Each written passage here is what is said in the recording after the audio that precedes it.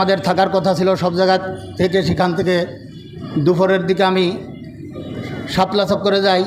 ওখান থেকে সারা রাত আমি ওই জায়গা ছিলাম। রাত্রে 2:45টার দিক থেকে যখন হঠাৎ করে একটা গ্রেনেডের আওয়াজ হলো বাংলাদেশ ব্যাংকের উপর থেকে। এরপর চতুর্দিক থেকে যেভাবে নির্মমভাবে একই সঙ্গে চতুর্দিক থেকে গুলি চালাইছে, আমি পুরো সময়টাই ও জায়গা ছিলাম। সারা রাত আমি ও জায়গা ছিলাম। ওখান থেকে আমার ছররাগুলি লাগছিল 140টা বা 45টার মতো ছররাগুলি লাগছে।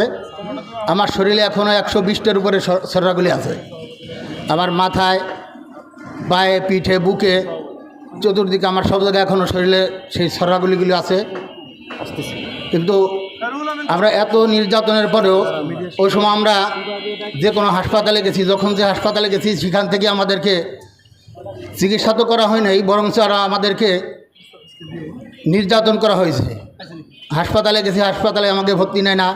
ওখান থেকে সরকারি বাহিনী দেয়, আবার কেস লেখে, মানে এখান থেকে দাবর দিয়ে ও জায়গা পাঠায়, ওখান থেকে ও জায়গা পাঠায়, এরকম করছে। এদিকে এমন পরিস্থিতি ছিল আমাদের যে উঠে বসবো এরকম কোনো শক্তি ছিল না।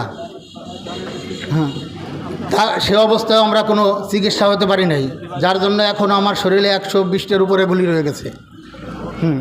তো এতদিন পর আজও পর্যন্ত আমরা এই যে আহত হয়েছি বা ফ্যাসিস্ট সরকারের লোকজনের এই যে আমাদের পর নির্যাতন চালাইছে, এর কোনো বিচার আমরা সঠিকভাবে এখনও পাই নাই।